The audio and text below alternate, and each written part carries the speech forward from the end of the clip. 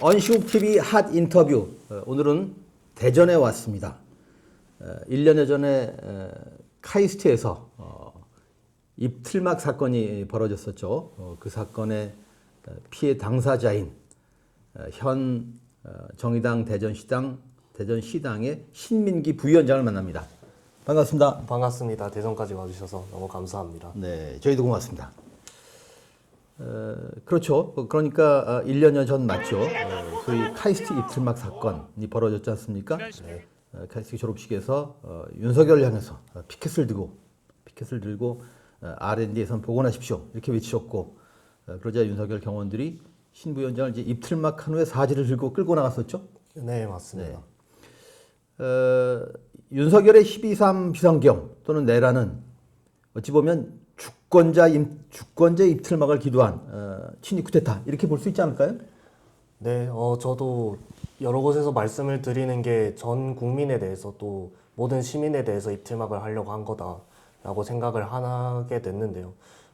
간단히 포고령에 나온 문장만 보시면 아시겠지만 전 국민의 이제 언론의 자유라든지 출판의 자유들을 제한한다라는 것들이 있었고, 정치의 자유를 제한한다라는 내용들도 있었기 때문에 이거는 어떻게 보면은 그 당시에 제가 외치는 걸 막는 것, 이것도 어떻게 보면 표현의 자유를 침해한 것이고, 또 이 사람을 무턱대고 체포해서 끌고 가서 나오지 못하게 한 것, 그것도 이제 체포를 어느 상황이나 누구나 할 수 있게 만들어버리는 그런 엄중한 시국을 만들어버리는 그런 예행 연습 같은 것들로 느꼈어서요.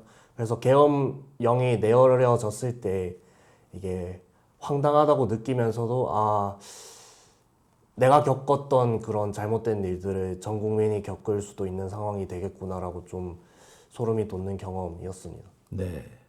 그러게요. 어느 인터뷰에선가 카이스트 입틀막 사건에 대해서 작은 계엄이었다 이렇게 얘기를 하셨더군요. 네. 짐작이 갑니다만 무슨 뜻입니까?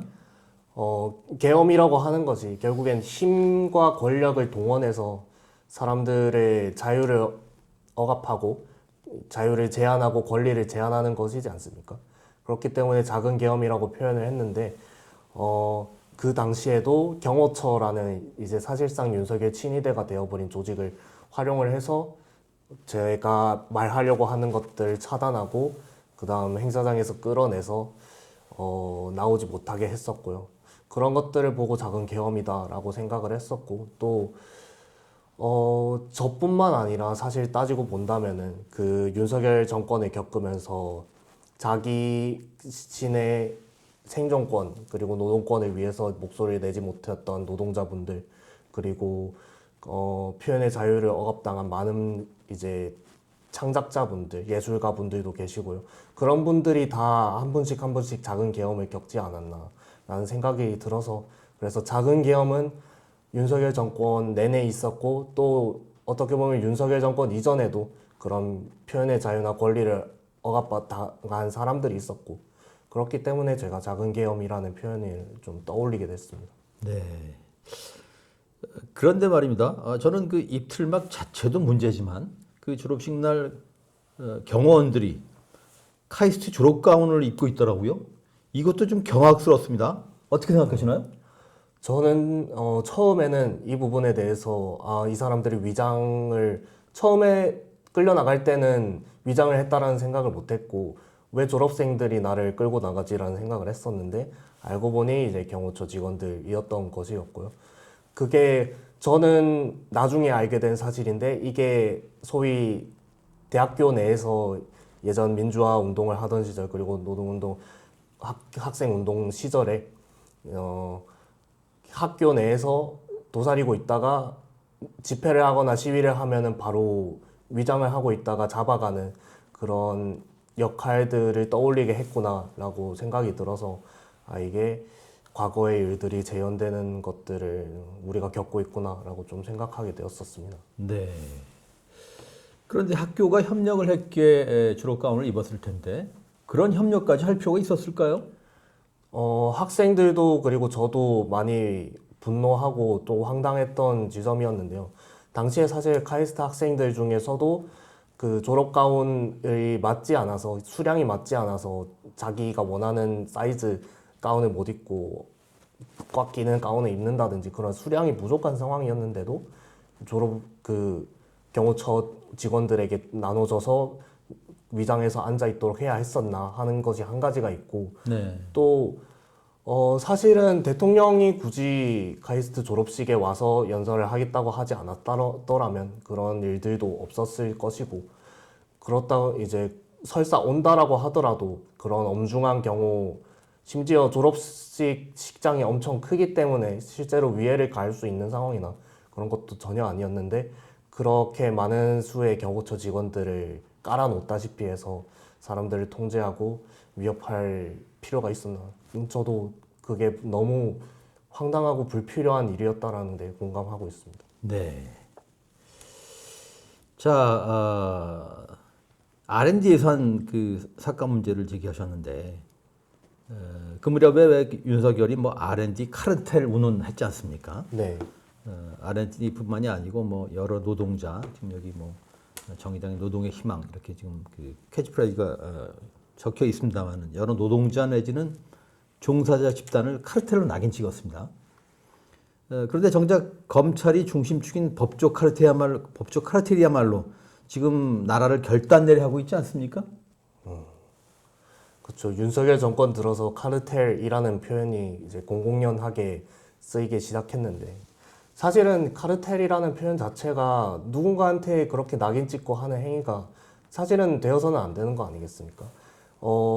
그 연구자 카르텔이라고 표현했던 그 모욕적인 이 얘기에 대해서도 사실은 이걸 뒤로 따지고 들어가면 어떻게 된 것이냐면은 연구자들이 연구자로 성장하고 자기가 하고 싶은 연구를 하기 위해서 받아가는 필수적인 예산, 그 정도의 예산이 필요하지 않습니까?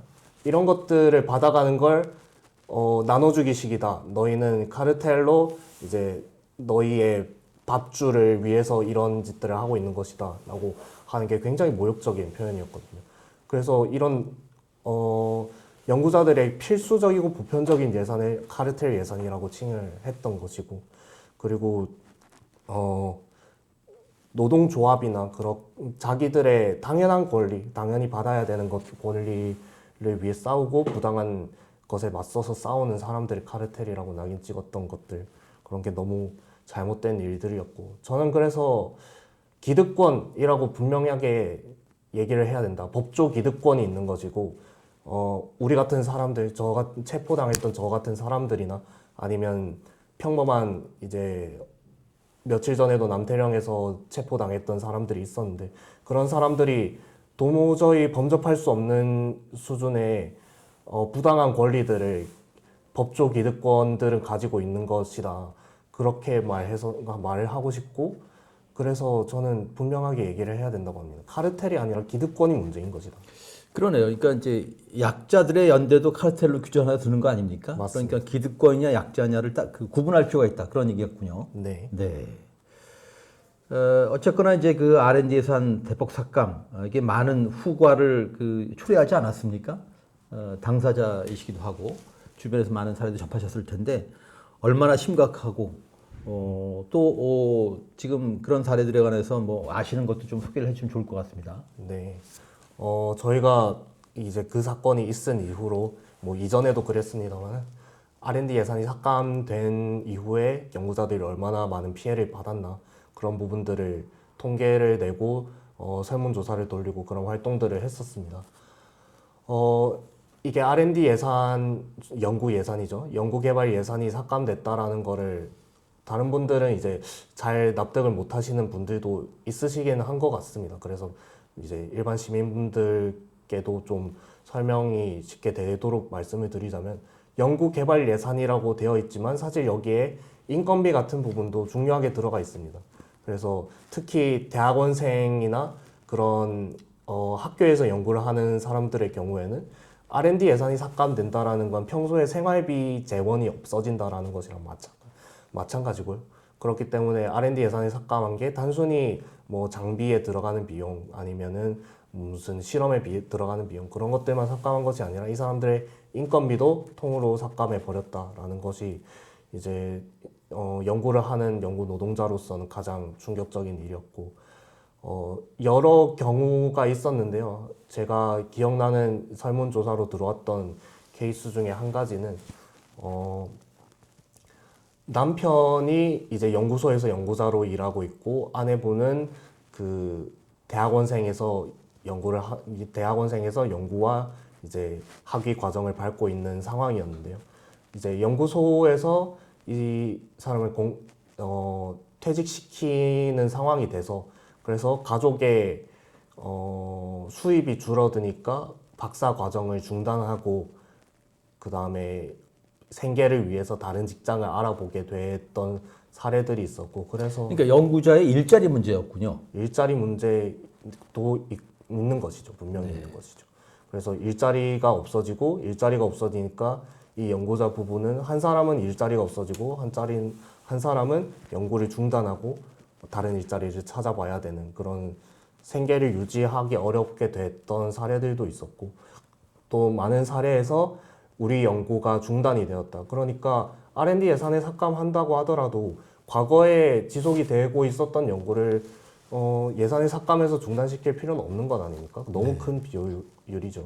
근데 효율을 증대하겠다, 불필요한 예산을 삭감하겠다라고 시작했던 R&D 예산 삭감이 실제로는 연구를 중단시키고 일자리를 없애고 그 다음에 연구자들의 생계를 위협하면서 연구를 중단시키면서 얼마나 많은 비효율을 만들어냈나. 너무 모순적인 R&D 예산 삭감이었습니다. 네. 그 비효율할지 비용을 추계해 볼 수 있을까요? 이게 저희도 참 조사를 해보면서 황당했던 일들이었는데요. 그래서 정부에게 얼마만큼의 예산이 불필요한 예산이었는지 너희가 정말로 알고 있다면 그 자료를 내놔봐라. 아니면은 얼마나 삭감이 돼서 어느 정도의 피해가 발생했는지 그 정도 조사를 해볼 수 있지 않느냐. 왜냐하면 그게 2024년 예산이 삭감이 됐고 한 해가 지나지 않았습니까? 네. 그런데도 이때까지 R&D 예산 삭감에 대해서 자신들도 정확한 설명을 내리지 못하고 있고 이게 왜 삭감이 되었는가, 그래서 어떤 예산이 삭감이 되어야 했던 것인가, 그 근거나 설명에 대한 기준에 대한 보고서도 전혀 제시를 못하고 있습니다. 네. 누군가는 어쨌거나 그 R&D 예산 삭감의 피해랄까 그런 걸 또 계량화하는 그런 시도도 해볼 필요가 있다는 생각이 듭니다. 연구 인력의 유출 이런 문제도 좀 있었습니까? 연구 인력의 무출도 분명히 가속화되었었죠. 사실 또 최근에 의대 증원이 있으면서 그쪽으로 가신 과학계 지망생들도 꽤 많이 있었었고요. 그리고 연구 인력 유출이라는 게 사실은 한두 해의 문제는 아니긴 합니다. 한두 해의 문제는 아니고 지속적으로 있어 왔던 문제인데 R&D 예산 삭감이 되면서 사실 예산은 돌아올 수 있지만 그렇게 정부가 예산을 삭감하는 과정에서 보여줬던 소통의 문제, 불통과 그리고 불씨는 어떻게 잘 회복이 안 되는 문제지 않습니까? 그렇기 때문에 한국에서 젊은 연구자들 그리고 예비 연구자들이 크게 실망했고 해외로 생계를 찾아서 아니면은 아예 연구를 그만두고 다른 직장에 찾아서 유출되는 사례가 많이 일어나고 있습니다. 네. 자, 이제 화제를 좀 바꿔보겠습니다. 우리나라 이제 기성세대들이 말이죠. 청년 세대에 대해서, 청년 세대이신데, 청년들이 사회 문제에 관심이 없다. 이런 인식이 있었습니다. 그런데 지난번 계엄을 겪으면서 계엄에 분노한 청년들이 국회 앞에 집결했고, 남태령 대첩 등을 계기로 이렇게 그 바뀐 모습을 보임으로써 기성세대도 괄목상대를 하고 있습니다. 이 시대 우리나라 청년 당사자로서 어떤 사람들이라고 생각을 하시나요? 이 시대의 청년, 저도 이제 학교 생활을 하면서 왜 이렇게까지 정치에 관심이 없을까? 대부분의 사람들은 그렇게 정치에 관심이 없고 정치를 얘기하면 싫어하고 그런 모습들을 분명히 보이긴 했는데요. 그런데 또 그 와중에서도 정치에 대해서 적극적으로 목소리를 내고 자신의 권리에 대해서 적극적으로 거리에 나가서 광장에 나가서 얘기하는 사람들은 분명히 뭐 계엄 이전에도 남태령 이전에도 있어 왔다. 그렇기 때문에 그런 사람들을 재발견한 것이지 처음 나타난 것은 아니다. 그런 얘기를 좀 분명하게 전달을 하고 싶고요. 또 그래서 예를 들면은 광장에 나왔던 사람들을 예를 들면은 최근에 이제 다시 만난 세계라는 소녀시대의 노래가 탄핵광장에서 많이 울려 퍼지고 있지 않습니까?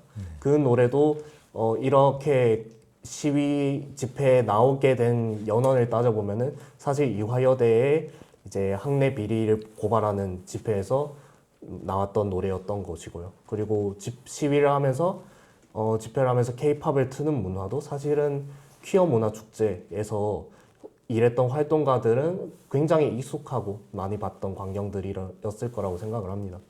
그리고 또 그런 식으로 사실 집회나 시위를 주도하고 또 적극적으로 참여하는 청년들은 언제나 있어 왔고 그 청년들의 문화나 명맥이 이어져서 지금 탄핵광장에까지 이어져 있는 것이라고 생각을 하고요. 그리고 저는 또 말씀을 드리고 싶은 것이 이 청년들 그리고 청소년들에 대해서 단지 이제 기특한 사람들 아니면은 우리랑 뜻을 같이 하기 때문에 우리랑 뜻을 같이 할 때만 이 사람들이 뭔가 정당하고 그러지 않으면은 이 청년들은 아직 뭘 몰라서 그런다 그런 표현은 안 해주셨으면 좋겠고 사실 또 예를 들면은 동덕여대의 그 불통 문제를 고발하는 데 있어서 사실 당연히 이제 탄핵에 반대하는 그런 극우 내지 보수 세력들에서도 비판이 나왔었지만 또 제가 좀 신기하다, 좀 당황스럽다라고 느꼈던 것은 우리 탄핵을 찬성을 하는 이제 이제 시민사회의 어른이나 그런 지지하시는 분들께서도 이렇게까지 하는 건 너무 과격하다. 청년 여성들이 너무 극단적이 된 것 같다라고 말씀을 하시는 경우들도 있었는데 그런 상황에서 이 청년들이 어떤 일을 위해서 목소리를 내고 있고 뭐가 부당하다고 느끼고 있구나라는 것들은 분명히 이 시대의 한 사람의 주체로서 들어주셨으면 하는 그런 요청을 드리고 싶습니다. 그러니까 그런 흐름은 사실 이어지고 있었다 이런 얘기인데 어쨌거나 수적으로 좀 늘어났다고 볼 수 있겠죠. 이 맞습니다. 탄핵을 계기로 해서. 네네. 근데 또 한 가지 측면은 일반화하기는 어려울지 모르겠습니다만 남자 청년들하고 여성 청년들하고 또 좀 그 성향이 좀 다른 것 같아요. 이 문제는 어떻게 보십니까? 그런 문제들도 저도 많이 체감을 하고 느끼고 있는데요. 어디서 그것이 갈라지냐라고 생각을 한다면 사실 지난 정치 국면들을 이어오면서 여성 청년들의 경우에는 광장에 나오는 행위들이 굉장히 많이 훈련이 되었고 여러 경험들을 쌓았다라고 생각을 합니다.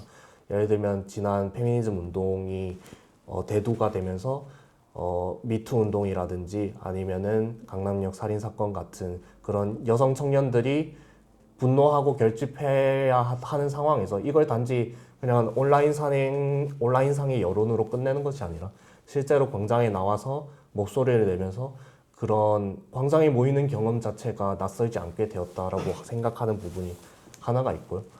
또 그렇기 때문에 저는 이제 남성 청년들을 다시 광장으로 불러내는 것은 결국 이 사람들이 광장에 익숙하고 내가 광장에 나왔을 때 어떤 얘기들을 할 수 있구나라고 느끼는 그 경험들이 필요하다. 극우화된 청년들의 경우에는 분명하게 이것은 잘못된 것이다.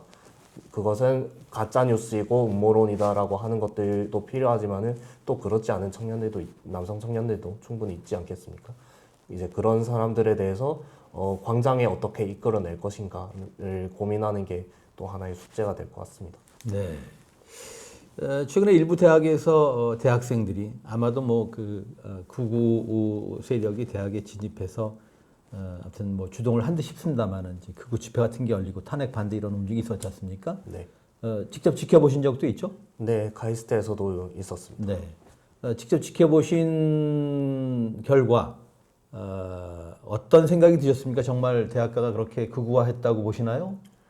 저는 이 사람들이 결코 저도 최근에 카이스트에서 탄핵을 반대한다라는 시국 선언을 하겠다라는 세력이 등장해서 이제 실제로 시국 선언 기자회견을 했었습니다만은 지켜보면서 느꼈던 것은 이 사람들이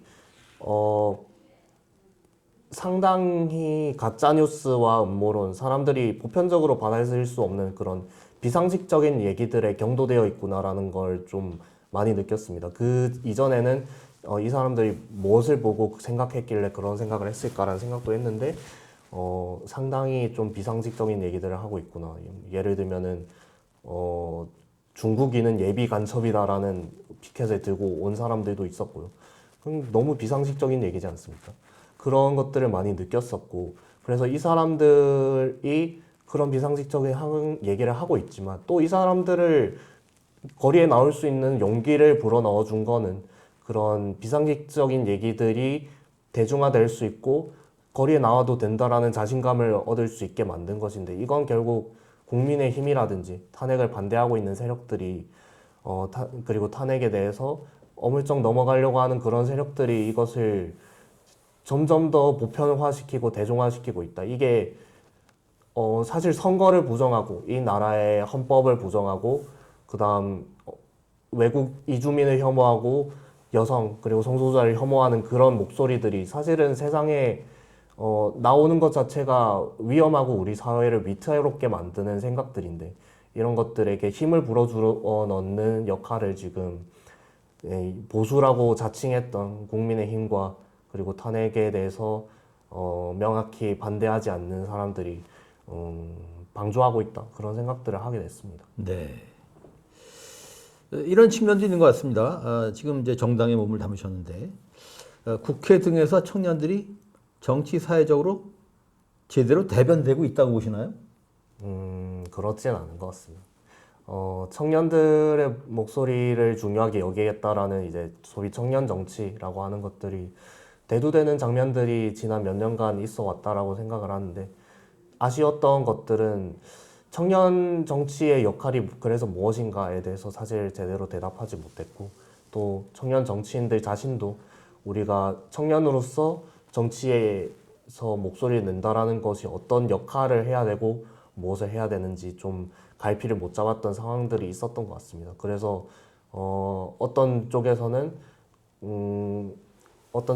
이제 기성 정치를 마냥 젊기 때문에라고 얘기를 하면서, 젊기 때문에 우리는 거기에 흔들리지 않는다 하면서 비판적으로만 대응하는 그런 방향이 분명히 있었던 것 같고요.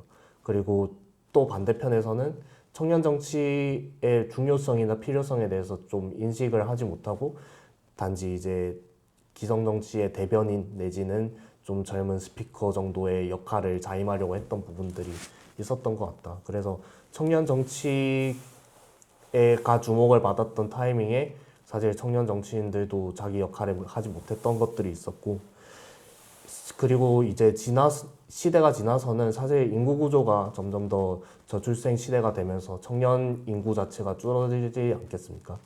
그런데 이제 청년 인구 자체가 줄어들면 우리가 1인당 1표라는 시스템, 이 보편적인 시스템에서 청년들의 목소리가 상대적으로 위축이 될 수 있는 상황들이 놓일 수 있다.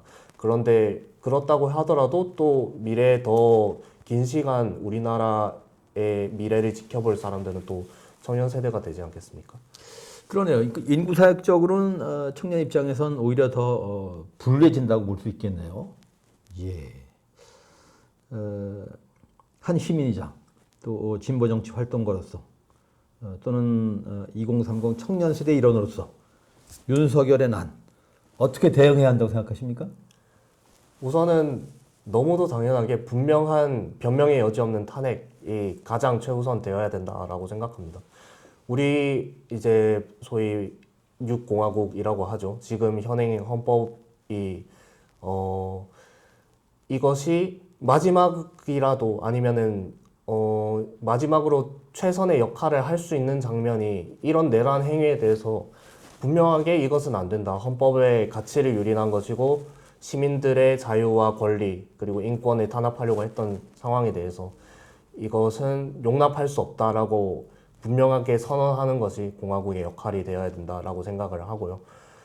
그 이후에 우리가 윤석열을 탄핵하고 그리고 윤석열의 탄핵에 반대했던 그 세력들을 청산하는 과정도 분명히 있어야 된다라고 생각을 합니다.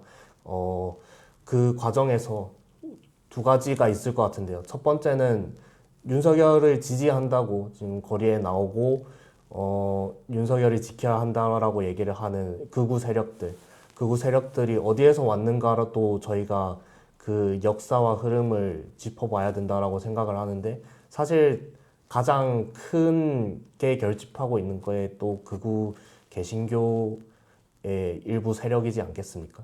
그런 세력들이 힘을 얻었던 과정도 성소수자 혐오와 여성 혐오와 이주민 혐오를 통해서 힘을 얻었던 것인데 이런 극우 세력이 힘을 얻을 수 있었던 그런 제도나 구조적 미비한 부분들을 보완하는 과정이 필요할 것이라고 생각을 하고요.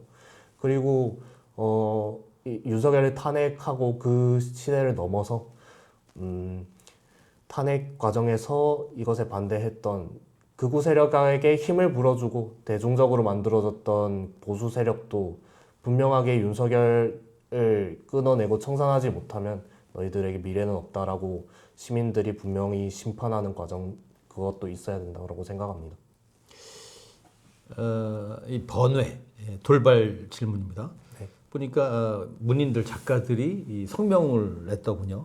뭐 한 줄 성명. 그래서 뭐 한강 작가의 경우 뭐 파면은 보편적 가치다 그런 성명을 냈던데 신 부위원장은 지금 한 줄 성명을 발표한다면 뭐라고 발표하시겠습니까?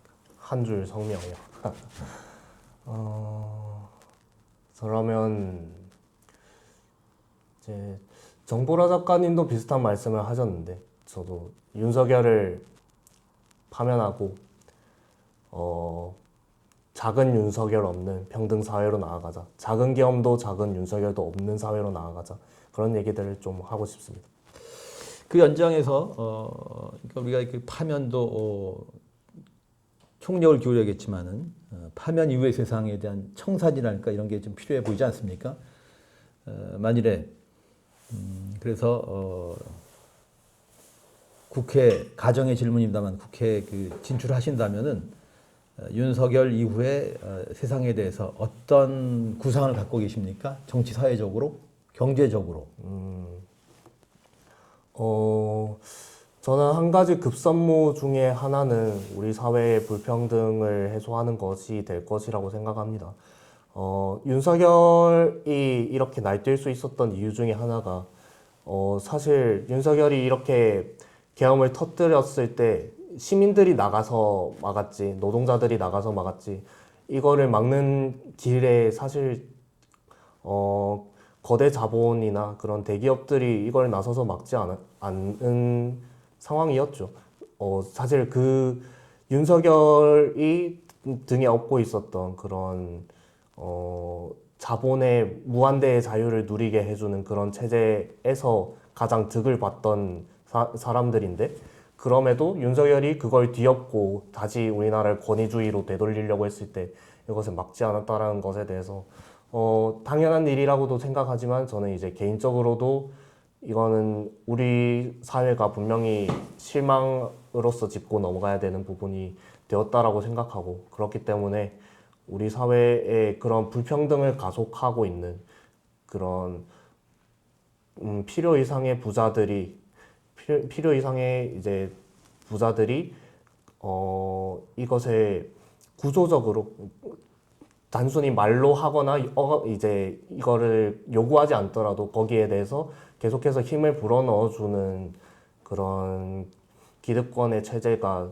해소되어야 된다라고 생각하고 또 아까 말씀을 드렸었던 극우 개신교가 성장할 수 있었던 배경 그런 성소수자 혐오나 여성 혐오, 이주민 이제 혐오 그런 토양이 우리 사회에 이미 있었다는 얘기 같습니다.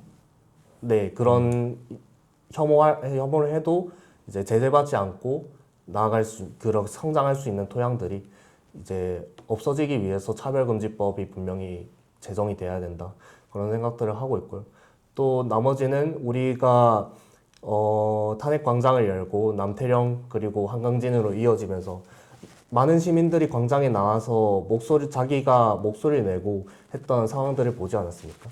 이분들이 사실 연원을 따지고 보면은 기존에 우리가 소위 민주화가 되었다라고 얘기하는 그 민주주의 아래에서는 자기 얘기를 제대로 못 해왔던 분들이 자기 얘기를 할 수 있는 기회가 생겼기 때문에 나왔다라고 저는 생각을 합니다. 그렇기 때문에 이분들에게 더 많은 권력을 주고 이분들이 정말로 그런 폭주하는 권력 아니면 시민들을 위해서가 아니라 기득권을 위해서 일하는 권력들이 견제할 수 있는 장치들을 만들어주는 것도 필요하다라고 생각합니다. 네. 기사를 보니까 AI 개발자로의 이직도 준비 중이다. 그런 기사를 봤습니다. 일반인들이 알아두기 쉽게 AI의 본질이 뭐고 AI의 비전은 뭔가요? AI의 본질은 이제 최근에 AI는 대부분 간단하게 말해서 데이터가 필요합니다. 데이터가 필요하다는 것은 정보가 필요하다는 것이고요. 그 정보는 뭐 AI 목적에 따라서 다르지만은 우리가 평소에 얘기하고 있는 얘기하는 내용들도 인간들이 어떻게 언어를 활용하고 어떤 논리대로 얘기하고 그런 부분들도 AI는 거기에서 습득을 하고요. 그 다음에 사진, 이미지나 그림, 우리가 뭐 생성한 동영상 그런 것들이 모두 이제 AI를 만드는 소위 쉽게 말해서 원료로서 활용이 됩니다. 그리고 AI가 돌아가기 위해서 이제 GPU라고 얘기를 하죠.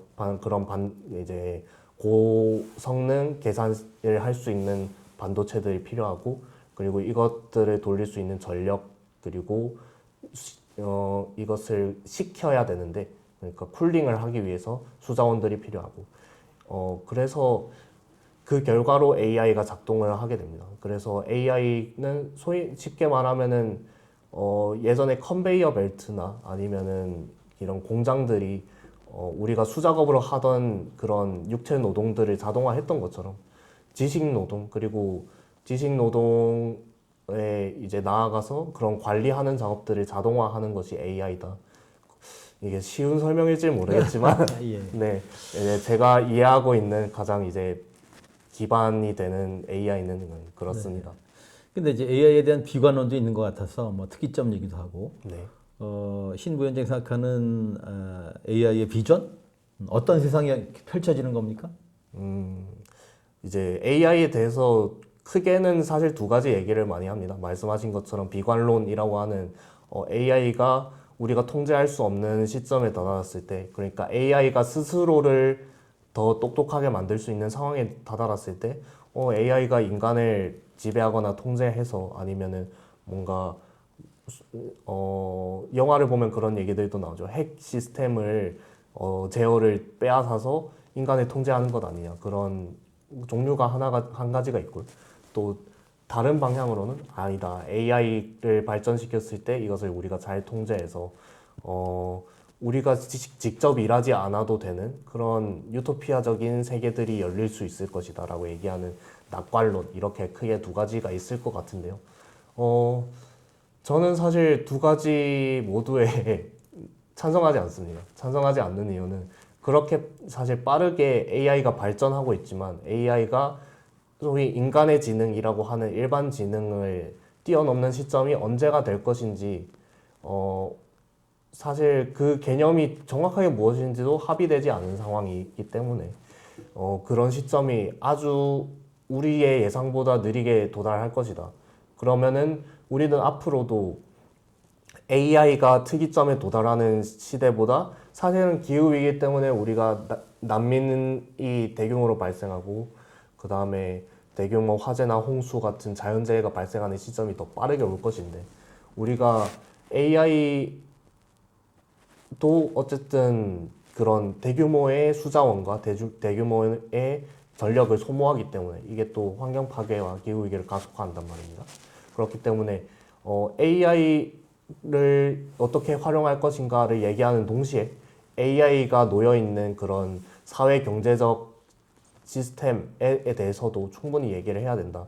그 과정에서 AI가 착취하는 데이터 생산 노동자, 그리고 AI가 대체하는 그런 노동자에 대해서, 그리고 AI가 민주주의를 어떻게 영향을 미칠 것이고 AI가 시민들이 생각하는 방식이나 아니면 시민들의 어떻게 영향을 미치고 혐오를 어떻게 또 퍼뜨릴 가능성도 있지 않느냐. 그런 AI가 만들어낸 실질적인 문제들에 대해서 우리가 더 꼼꼼하게 짚고 넘어가야 되지 않는가. 그렇게 지금의 AI 정책의 필요성은 거기에서 나온다라고 생각합니다.